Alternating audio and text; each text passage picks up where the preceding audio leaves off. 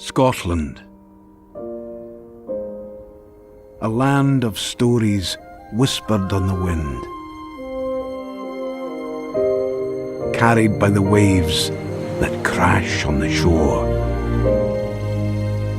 City lights, country roads, misty mornings by the coast. Each photograph is a poem, each journey a diary of Scotland as we alone have seen it. There is no friend as loyal as a book or a song, and with every friendly face you meet, a new tale to be told, a new wonder to behold, a chance to be bold, to tread lightly and protect this place for future stories to come. So gather round and listen in. It's time for this story to begin. 2022 is Scotland's year of stories. Come and discover your own tale of Scotland. Nian vojevan am favatulum, Nian vojevan an shulutulum, Nian vojevan an drachetulum, Gan gameishin kun gan jitagut. Jameishin kun Jameishin broken, Jameishin ripanyen chikach shose, Jameishin panyachen gan nood, Rachumat veod en finalte. Nian shin a chi de vorain, Ganduk mi mogul hopuloch, Perlum hina oet ne krenju, Hrunjak vishin geleft. Get nachil mi hin chostochgel, Skrendrahet machus chosni, Janin arane orneskotke, Mach die shendroch ichegut. Get the hashin countchestores, Yeshin vahracotranagоnes, Gejit tulig veikrishores, Get bovorerioken. Sinian vojevan nam favatulum, Nian vojevan nan shulutulum, Nian vojevan nan drachetulum, Kun gameishin kun gan jitagut.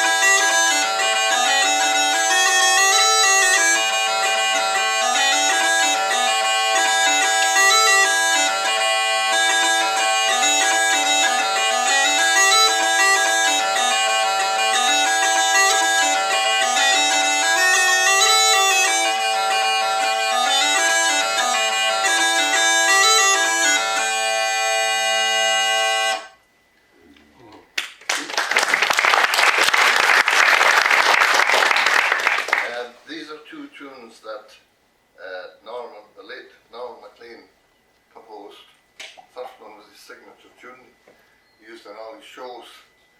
And the second is a tune he made for me called Idich ge Whaler, Kuchich me, which means son of the whaler, help me. Came up to see me when he was dying out once. I don't know if I helped him much, but there you are. I was complimented with this tune that he composed. So that was Norman singing there. So the film is by Transgressive North, Jamie Chambers, and I never met Norman Maclean. I think a lot of people can say they failed to attend a Norman Maclean concert, but sometimes because he did too, unfortunately. But I did catch a talk he gave at a Longton in Stornoway, and realised there was astonishing intelligence there. So I think I'd like to tell you a little bit about I'm Ian Stephen, I'm from Stornoway. Allan MacDonald from Glenouille, not Glenelg, a Moidart man, son of a whaler, son of a grocer.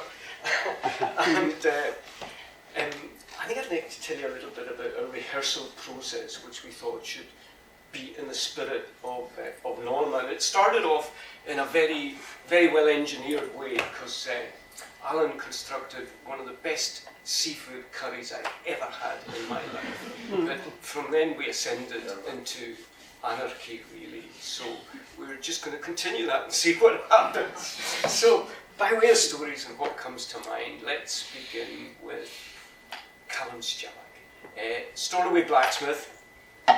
And last time I was in the shed, unfortunately Callum is no longer with us, but his son very generously gave Laura the filmmaker and me, Laura Cameron Lewis and me, access to this shed to, along with Mike Vass and Anna Murray, and we were able, thanks to the Scottish International Storytelling Festival, we were able to play there for a while. But Callum's stories, one of them comes to mind, and the cue is your seafood curry, because I went in there to see Callum, and he's making a part, a traveller, which is quite a cleverly engineered part for a boat. For basically, it's the apparatus that takes the sail up the mast. And Callum says, what boat is this for you? And I said, it's a Broad Bay. The Broad Bay, he said, is she still on the go? This is not the first time I've made parts for Broad Bay, is that right, Callum? That was the Peel's boat. Yes, it was. Now, the Peel is, he was the man who made the money, the crane hire man. But he said, do you know how the Peel made his money in the first place? No, it was your Broad Bay, wee boat, and it's out in Broad Bay catching haddocks. And did you know Angie Wheem's boat? I said, aye, the Hope, with that flag blue hull, maroon gunnels, that's the one. Well, he said, Angie Wheem's out there in the Hope, and the Peel is out there in the Broad Bay, and one is shouting over, did you get anything? Nothing. Getting nothing. Nothing at all. You know what? One of them says, it's them bloody trawlers. And the other fellow is shouting, aye, it's them bloody trawlers. Do you know this? If it wasn't for the trawler, I'd have earned enough for a pub by now. And the other fellow says, if it wasn't for the pub, I'd have a trawler by now. I won't just go into the next one, but and there's a whole chain of them. But I'm going to tell one that will take us to Lochmaddy, because much of the film is set in Grimsay, part of the Uists. And one time Callum said, he said, do you know, I think it was after, there was a young woman from the council came in to put a notice up, and it was just a piece of legislation, you had to have this notice in the shed. Now he's just sparked up the forge, and Laura will know the smoke that came from that forge, the whole place, and of course the sign is no smoking, you know. But he said he went from that, he said, but you know, might not be the healthiest occupation, but there are some advantages in being a blacksmith. What are they, Callum? Well, he said a while back, and you've got to use your imagination here and move south. I'm going, how far south? Oh, just before you fall off the map, fall off the planet, dragons. Oh, that'd be Lochmaddy then. Aye, Lochmaddy. Well, says Callum, blacksmith in Lochmaddy gets in a bit of trouble. and he chooses a bad time to do it because the laird and the sheriff get together and they say there's been a bit of unrest in the town, and I think what we need is a good hanging. Aye, hanging's what we need. Who's in the jail? Who are we hanging? Blacksmith in the jail. Took 6 people to hold him down. Some of them lost teeth over it. Fine, done. We'll hang the blacksmith. Wait a minute, says the laird, thinking ahead.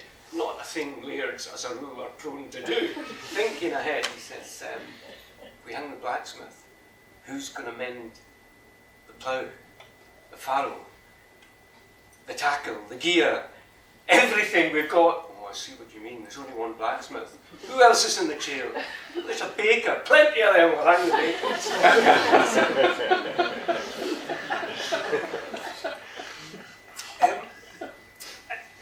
You know, the sort of chain of stories, you know how one just leads into the other. Maybe tunes are the same as just one just suggests the next one. But I'll give you one more wee yarn and then over to my good friend Allan. It's happened to me so often that a story has just come as a gift in return for one you've told. And Mr. Maclean, Duncan was the middle name, Duncan Maclean, in Moyachi care home in Netherbow. I told him one of my grandfather's stories come to me through my mother, and it's the fellow gets into trouble with the bobbies, Stornoway, because he's got himself organised to get a front light on his bike. I'm glad to see you made an effort, you've got the ever-ready light. May I point out, says the bobby, that the law requires you to have a red light at the rear. A rear light, he says. I want to see where I'm going. I know where I'm coming from. I told this one, and then Mr. Maclean put his hand on my knee like that, which is the age-old sign for I've got one for you. I'm from Dorney, and even a carter, horse and cart, had to show a white light at night. And this night, the bobby had stopped him, not once, not twice. This was the 3rd time, and he says, "It's your last warning, last warning. Next night, shit, it's just about dark. He hasn't got the white light organised.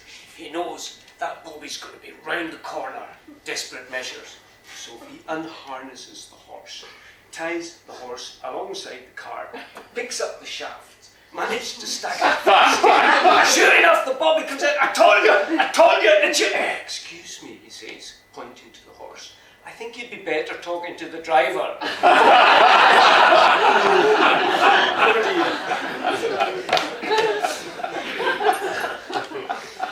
just going to give a set of tunes. That's what I'm here for. I'm telling you're all lost in at this point. You may believe them.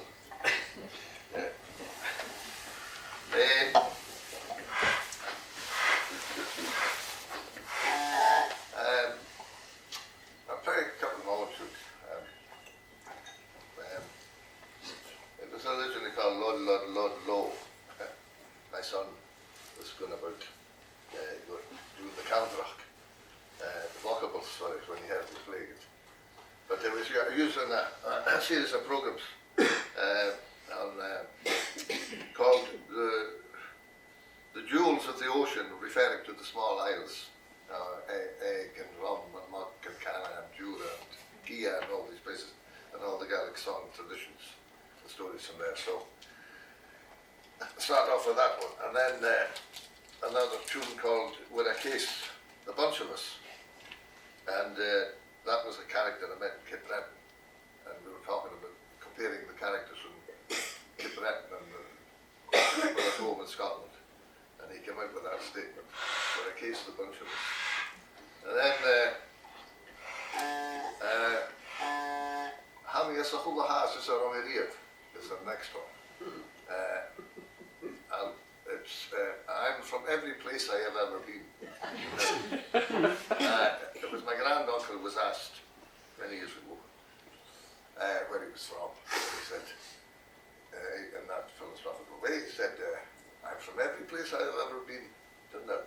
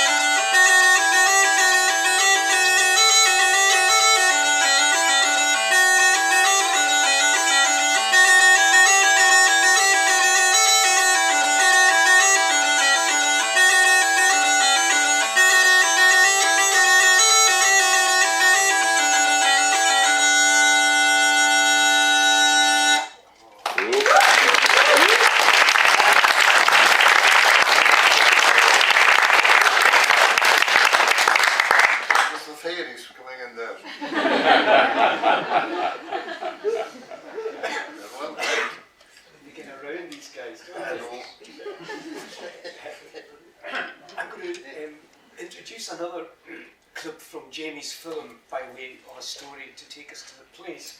And this is one of the many stories that names a place, but much of the film you'll see is shot in Grimsay. And Grimsay, although it's on the east side of Benbecula, was the gateway to the west side and the fishing at Heisker, lots of fishing at Heisker. So there is a causeway now, of course, but there's a gap in the causeway and the boats still go through to Heisker. So this is the story of these people from the north coming down and creating havoc.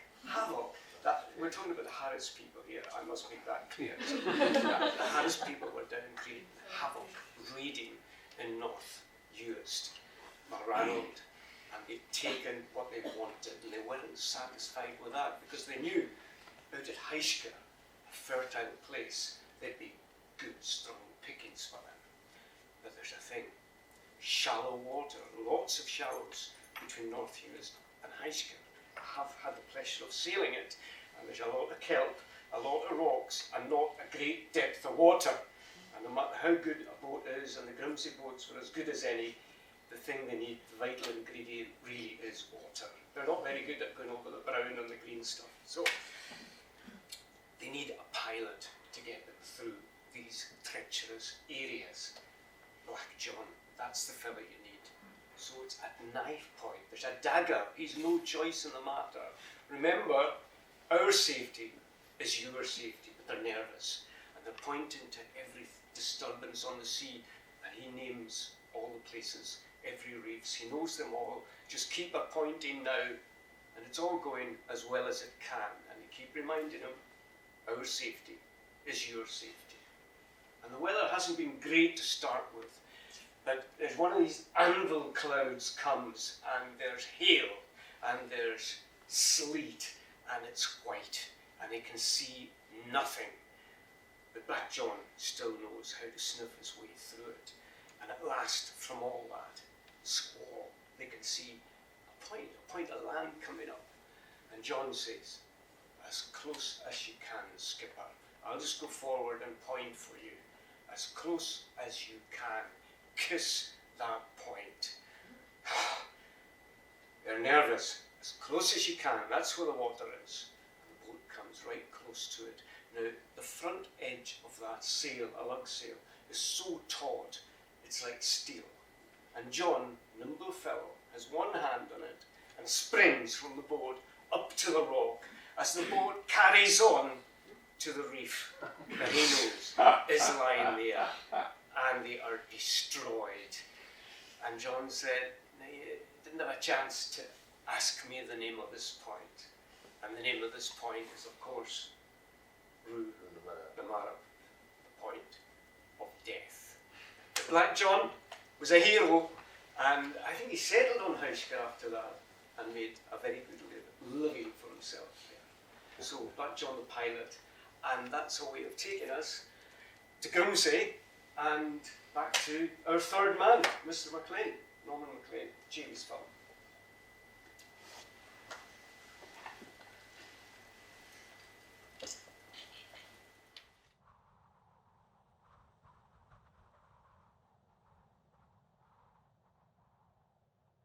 I'm going to tell you the tale of Don Patrick Uchrich, Donald, son of Patrick of the Hill. He was a crofter in Kilfetter in South Uist, and a very good crofter. He had 150 sheep out on the hill, and he had a herd of 12 milking cows with followers. Very good speaker. When it came to talking about politics, you just could not put a stop to Don Patrick Uchrich. Very eloquent. But that's not the end of his story. He also had a girlfriend, Maddie in Vic, who stayed in Carryhilly. And hardly a night went by without Don Patrick courting Maddie in Carryhilly. The snag was, while they were both fond of one another, Don Patrick, despite his eloquence, could not utter the words, "Will you marry me?" Just couldn't do it. Used to practice in front of the mirror every night. Daddy, hey Mary, will you? No. Eventually, after one of his visits to the girlfriend's house, he made his way homeward, very, very dejected and depressed. He looked at his image in the mirror and said, "Oh, this is dreadful. I cannot continue like this. I am like Fingal in the house of the Barbouille, without the ability to stand up or sit down. This indecision is worse than death itself." It's when he uttered the word death that he got his idea. The following morning, jumped into the tractor, made his way down to Garryhilly, grabbed Mad at 8 o'clock in the morning by the wrist, dragged her onto his tractor and made his way south up to Harvine Cemetery in Daliborough.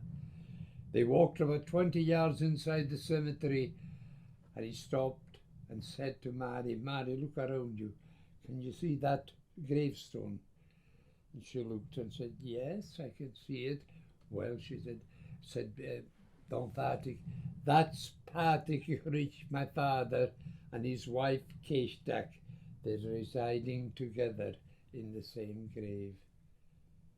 And Mary looked at him and said, "Wait a minute, Don, why are you telling me this? Do you think I'm from the CID or something? It's none of my business where your parents are lying in the graveyard." "Oh, but it is," he said. "Why? How is it my business?" "Because," said Don Patrick, "I want you and I to be bound by an eternal cable. I want us to be together forevermore." She said, "What are you talking about, you half-wit?" He said, "Look, Laddie, how would you like to be buried alongside my father and my mother?"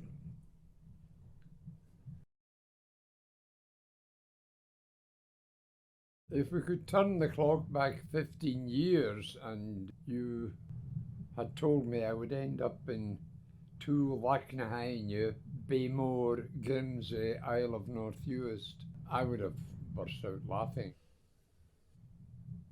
At that time, I was holding on to what's laughingly called my entertainment career by the tips of my fingers.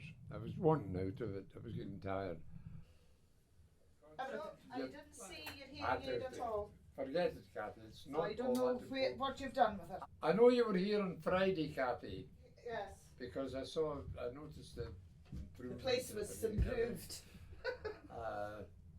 Because it was a bit of a tip. We left in a hurry on Yes, Monday. well, I was off sick for a week. So I heard. Now, who was And- telling me? And then I went down to Glasgow for 5 days. I was at a wedding. Oh dear. I know, and I did all my Christmas shopping. Kathy, this is unacceptable, really, you know. I now really cherish my solitude a lot. You know, I'm not all that keen being daved by other people. I like other people, they're fine. But I do erect barriers between myself and most other folk. This is ideal. It's an attractive wee place, it's nice in summer, it's cosy in winter.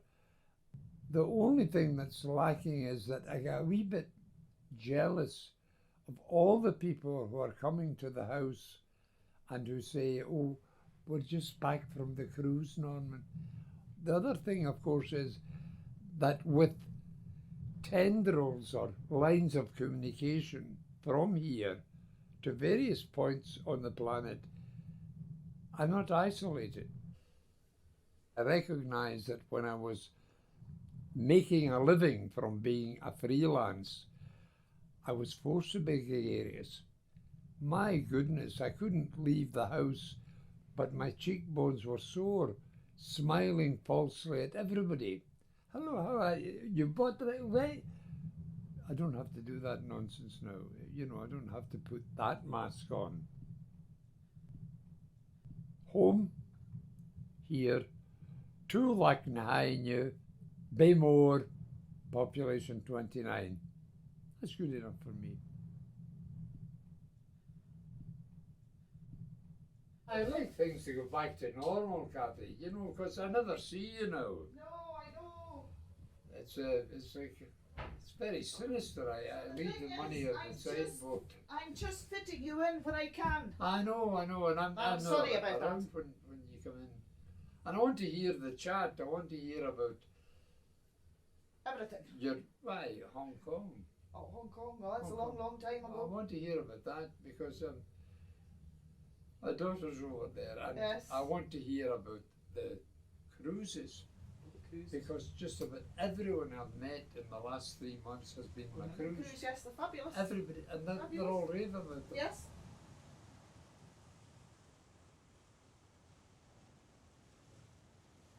This story takes place somewhere on the marches between Lochaber and Neudert.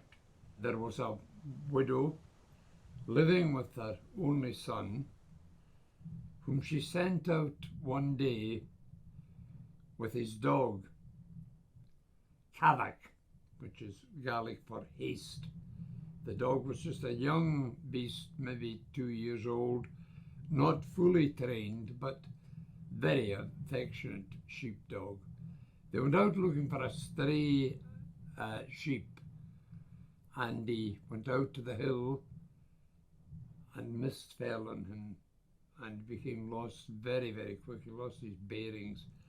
And the dog at his heel, he emerged into a kind of clearing and saw a low cottage ahead of him.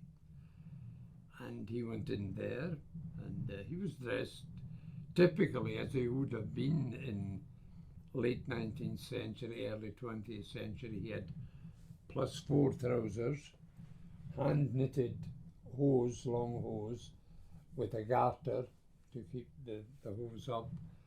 And he'd be wearing, I'm sure, the tweed jacket of the landowner. All of these landowners had their own tweeds made up in the borders. Rather handsome they were too, you know, apple green with chocolate brown window pane check on it and stuff. Anyway, he'd be wearing, that's how he'd be dressed. He arrived at the door and pushed it open, and inside there was a Cailleach sitting knitting. And she looked up alarmed, you know, because the dog went over to her, and she said, "Oh, you follow the goo, she'd take that wild dog away from me." And the young shepherd assured her that the dog was fine. It was just a young, exuberant beast and half trained. "Okay," said the old lady. "Well," she said, "I suppose you would like a cup of tea."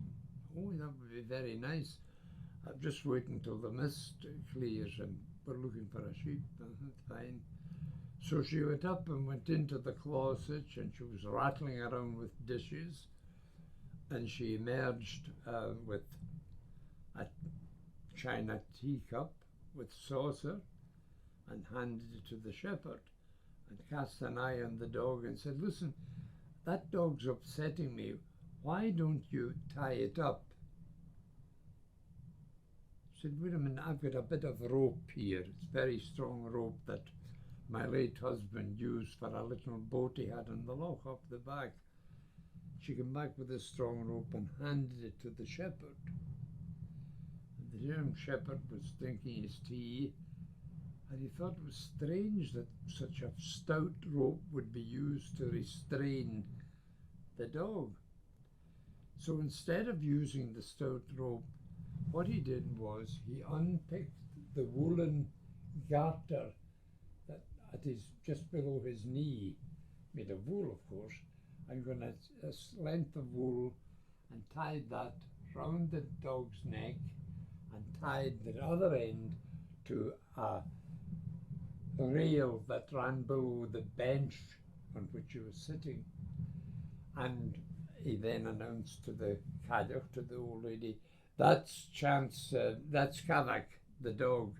He's tied up now. Oh, very good, she said. Are you sure he's secure? Oh, yes, yes. He'll never escape from that. And at that, the Cailleach rose to her feet and with extended claws advanced on him. And before you could say, Ceilidh, God be with you, there she was at the young man's throat, nails digging into his neck, intent on throttling him.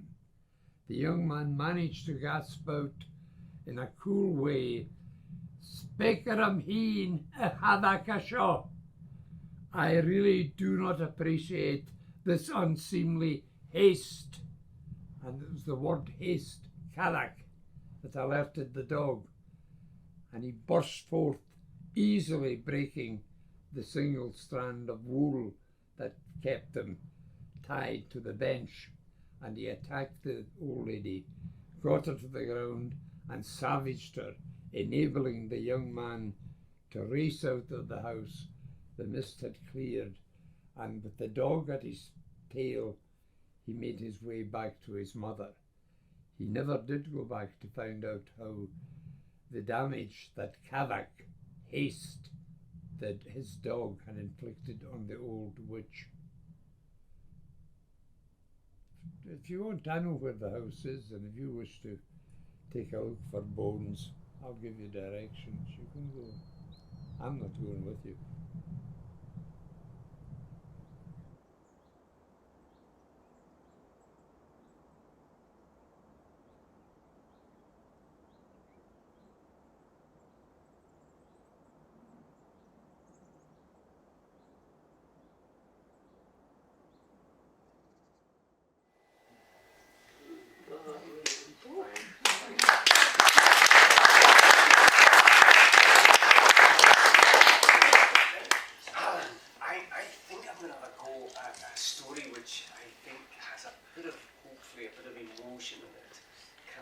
Prevail on you for something moody, something moody, perhaps of the sea, but not necessarily melancholy, but moody.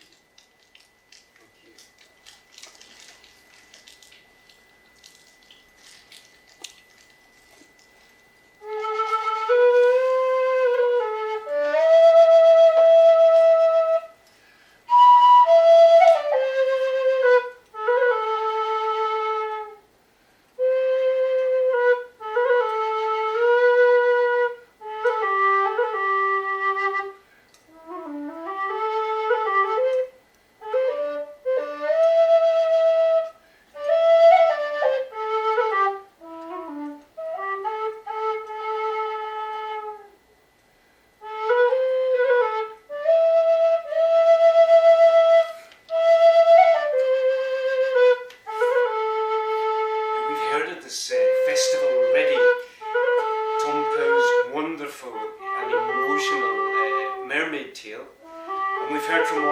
Silky story from Tom Muir.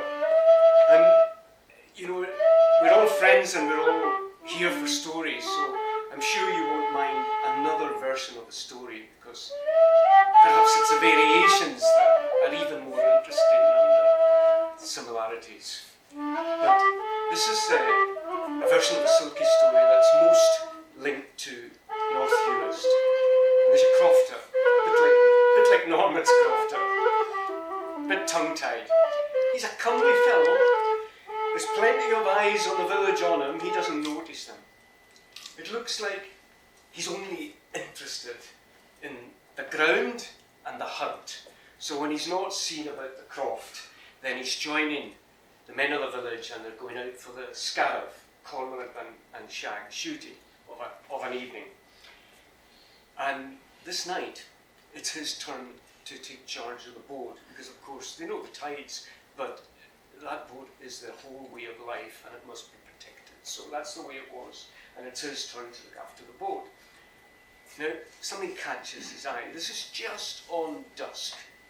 Something catches his eye, and it's not unusual to see seals in the water in the Hebrides. But something is strange, and he is rooted, and he's watching. And if at any time, Allan, you feel like coming in, just please feel free. There's a splash, of course, because my mother used to say the three fastest, I think it's a Gaelic proverb, the three fastest things in the sea: the seal, the mackerel, and the lobster. And I never really quite understood the lobster one until Claw got a hold of me one day, and then I got it. But of course, in the water, the seal is a most graceful animal in its element, but on the land, it's kind of a clumsy creature. Not these ones. He's caught by this movement, which is like dance, because these seals are moving on the land with as much grace as on the sea.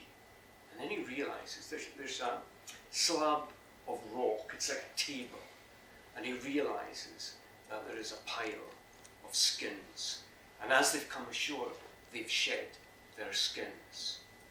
But then his eyes are locked, and the fellow who never noticed any of the village women throwing glances in his direction, they're locked by this most graceful, most beautiful woman. And it's her movement as much as her looks, and that is it. Now, come close to the dawn, you know, that blue comes into the sky, and his colleagues, mates, crofters aren't back yet, but one by one, these creatures are collecting their skin and returning. But she doesn't seem in that much of a hurry. And the news, they say, because she was of the Norwegian people. She was the daughter of the King of Norway. So she's in no hurry to get back. But she goes last to get her skin. And it's not there. And then she's distraught. And her movements change. And they're frantic. And she turns because she knows his presence. And she sees him and she says, "Give me back my skin. I can't give it back to you," he said, "because I'll lose you. And I don't want to lose you." And she pleaded. And just then, the boys are back. And there's a bit of banter because this fellow that never showed interest in women, dark horse, the bonniest they've ever seen. And he takes his Gansi and he covers her. And she says nothing. But she comes because she really has no choice. And she knows and she can smell it. That skin is about his own possessions and carried into that boat. Now when the boat returns on the home shore, first of all, the catch is shared. And whether it's fish or fowl, it's done the same way. A pile is made for each man, including the one who waited for the boat. And the youngest turns his back. Whose is this? The Williams. Whose is this? Taramot. And these shares are done. And then they are alone. And he says, "You can have my mother's room. No one will ask you to do anything you don't want to do." And she says one last time, "Just give me back my skin. I can't lose you." So she comes to that house. He lives on his own. And there's a broth souse from the fish. And that fish broth he gives to her. And she takes it. Time. Strange things happen in the passage of time. And this woman who really is a prisoner from her own environment, that woman is somehow maybe moved by the strength of his passion. And they're accepted in the village as man and wife. And they have children. And to all the appearances, it looks like she has been able to enter into this different world. But you know how it is? Something has to change. And this is how it happened.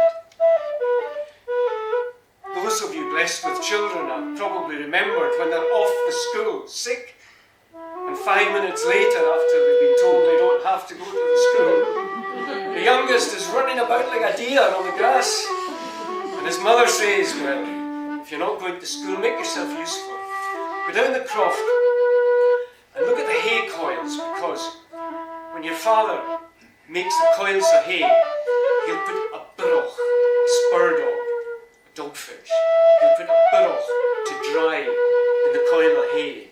And you go and you find a burroch for the dinner. And she's back to the baking and the bowl.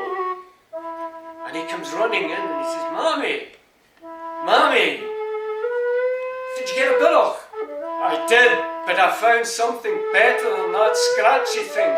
What did you find, son? I found something so soft, and it smells of the sea. The baking bowl dropped. The end of the day's work. That man, that crofter, came back from the boat to his own croft, and he stopped dead in his tracks. There is no smell of smoke. There is no sight of smoke coming from the chimney. And he runs. And he opens the door. And there, huddled together, are the children.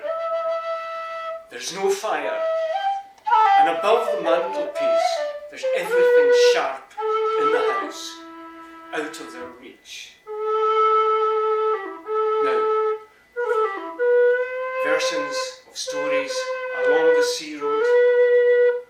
Used, he had hidden the skin in a different place, changed it from day to day. In Orkney, it's a quiche on the turn of a key, and one day he forgets to take the key. And in Faroes and Iceland, it's usually the key too. But he never saw her again. But they say the children would go when the moon was big and the tide was strong to that rock like a table, and there they would find laid out for themselves not any fish, but the cruel codling they could catch for themselves, but they'd find Jopak Vrek place, Knodan, Gurnard, sweetest, tastiest fish in the sea. A mother providing.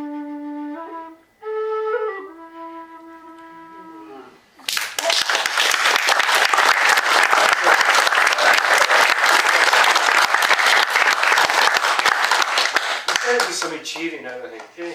What do you think? Or maybe not. You dance? Not in public.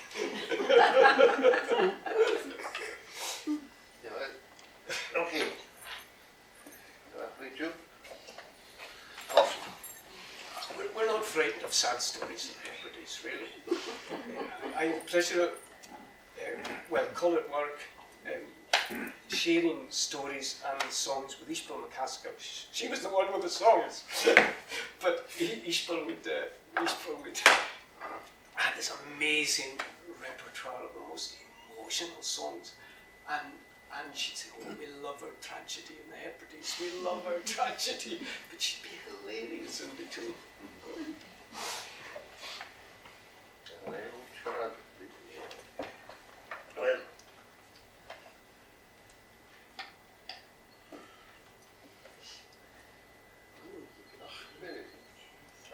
a tragic song. Oh, why not? This is a tragic song. A short one. It's a rather tragedy, but we'd rather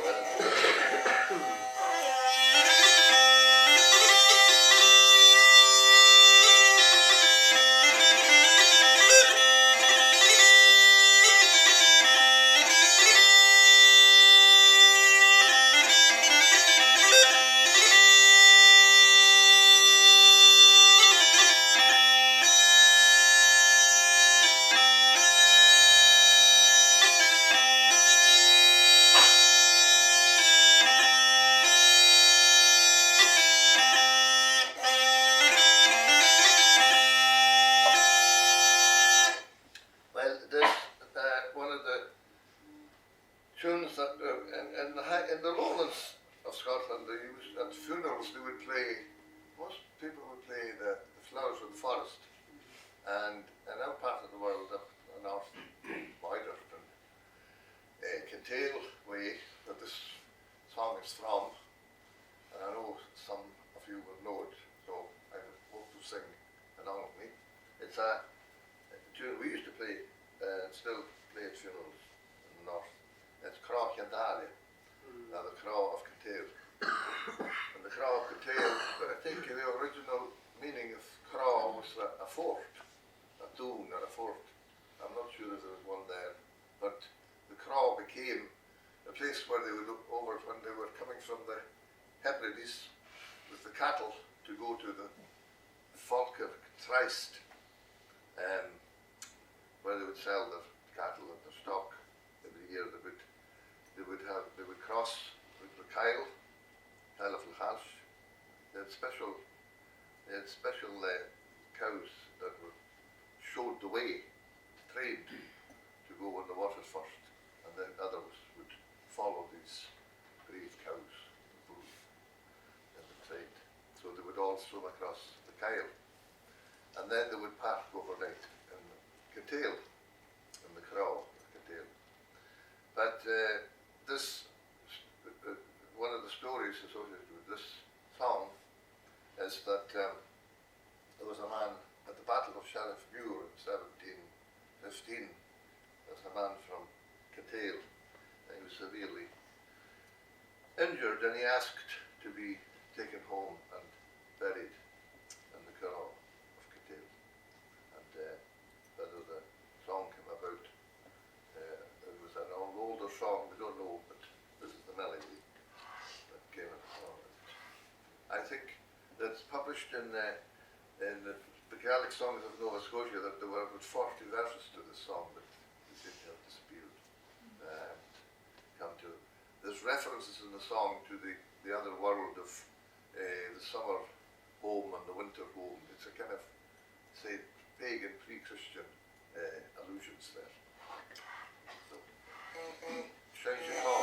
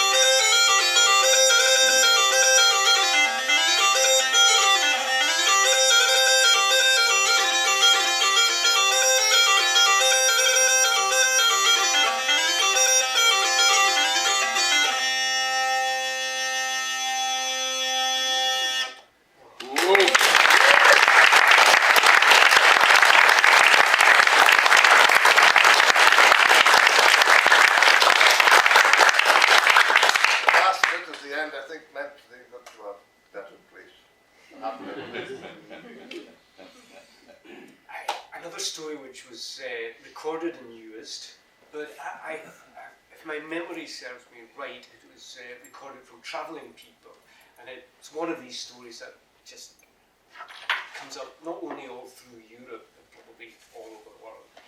It's a variation on the 3-question story.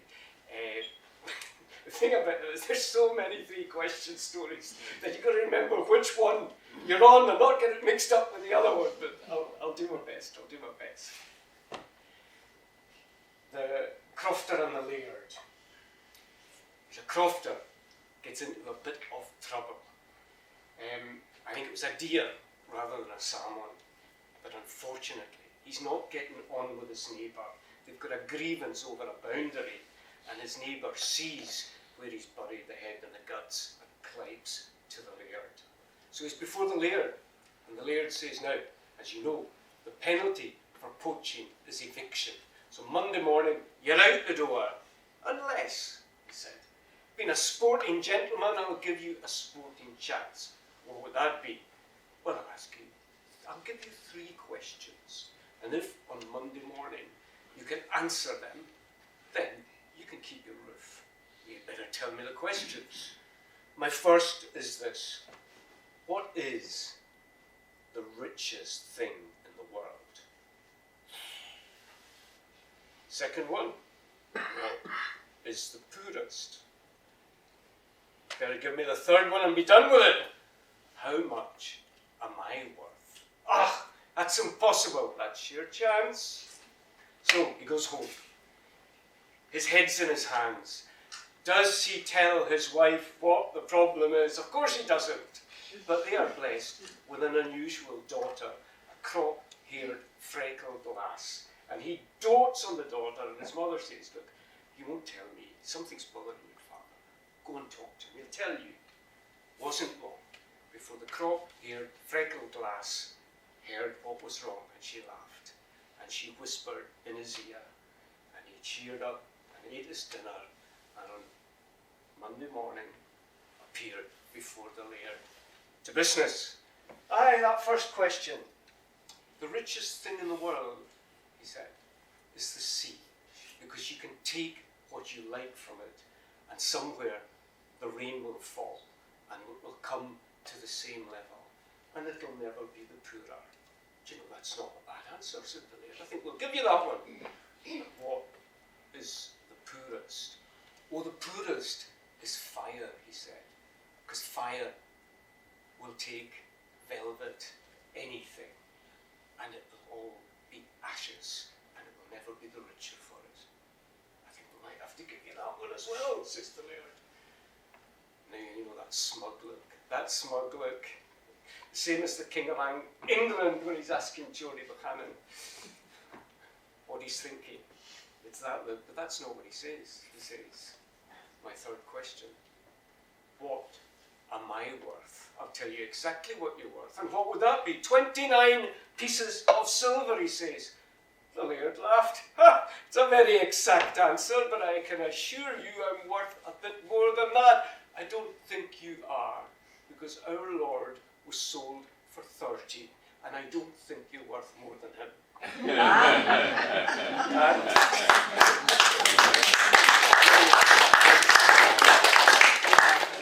That goes on. It goes on in that recording to another series of events where how are we doing for time?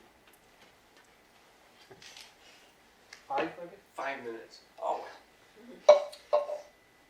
Cut a long story short, the laird becomes a very regular visitor at the cottage because he has fallen under the spell of the crop-haired freckled lass. Because he said to her father, you didn't think up these answers on your own. No, he said, I had a bit of help from my daughter. I'll need to meet this daughter. And he's more and more regular in the house. And one night he forgets himself under these green flashing eyes, and that wit he says, oh, if you were the daughter of a laird, I would have to ask you to marry me. Is that right, she says? Well, I just happen to have a piece of paper here, and if you'd have a look at that, and it's signing over the croft and the house to her father. If that were to happen, then as he assigned the paper, and she says, now that my father owns his own house, not as large as yours, he is nonetheless a laird in his own territory. Aye, he says, and will you marry me? No. What do you mean no? You could change your mind on a whim. She says, I'll tell you what, you give my father 3 questions. I will marry you on condition that if you ever ask me to leave the house, I may take 3 things of my choice with. And what would they be? I'll tell you that should the occasion arise, she said. Well, the estate was never run better. She had a way with people, people could talk to her, and everything was going tickety-boo until one day the fateful phrase came, "Ach, if only you had the sense of your wife, man." That was it. He went home. You've been meddling in the affairs of the estate. Time for you to go back where you came from. Fine, she says. But you might remember we had a little agreement. Take what you want and go. So the first thing she takes is the cradle with their son and heir in it. And that's out the door. And then the next thing is a quiche, which happens to contain all the papers, all the deeds, and everything on the estate. And that is out the door. And the third thing, she was a wee bit stronger than me, so she was able to lift the chair with her husband and all. And that went out the door as well. And then she lifted the chair and the laird back in, shut the door. And there was such a banging and shouting, and she only relented when he promised to treat her and everyone else on the estate with a wee bit more respect.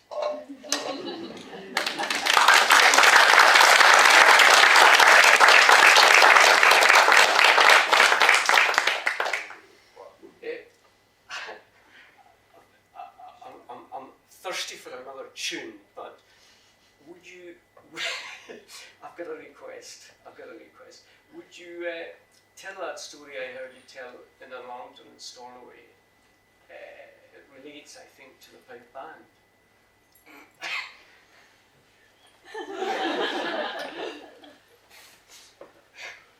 That was a definite maybe. Well, now I could throw it out. But it's at the end, so I suppose it's as well get thrown out. Well, usually pipers wear kilts, you know, and I was on tour with Little Johnson, cellist, and Scottish Chamber Orchestra, and he came and he said, "Oh, could you please go out and speak to the audience, because we don't normally communicate to the audiences classical music, so I find myself in front of this audience." And I said, "Well, you know, I don't wear a kilt, as you see, anymore. And the reason is because, well, there was a band, pipe band came from Portree in Skye. The pipe band came all the way from Portree to Stornoway, across the bench, and they were there for the weekend. And they were on the tear, and with the Stornoway pipe band, and 2 of the women who, on the Sunday morning, they were coming back from the church. 3 women, 2 of them were married to members of the pipe band, and they hadn't seen them before they left for the service. And they weren't saying anything about it. You know, one was not telling the other, "No, I haven't seen it." But anyway, on the way home, turned to look beside the road, and they're face down, full uniform, head down in the bog. Someone's fast asleep.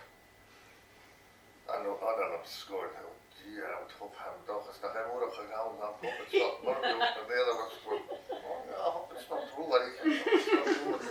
they're looking at each other, wonder what to do, but it was very pleasing, and kaput. And then anyway, one of them plucked up the courage And she went down and she put her hand up under the kilt. And she said, "Oh, yeah, it's not good anyway." And then the other one said, "Oh, well, yeah, but there's no chance of being Rory now when it's not good again." So she goes up and she puts her hand up the kilt and he said, "Oh, it's not Rory, it's great, great, great."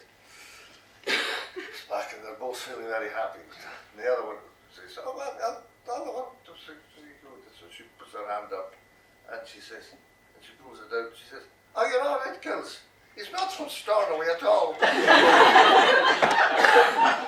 And, well, no one, there was a Kills one but the only people that laughed were Kathleen McInnes and Callum She was doubled up. She was screeched. killing herself. And even Neil Johnson said to me after, "What happened there?" But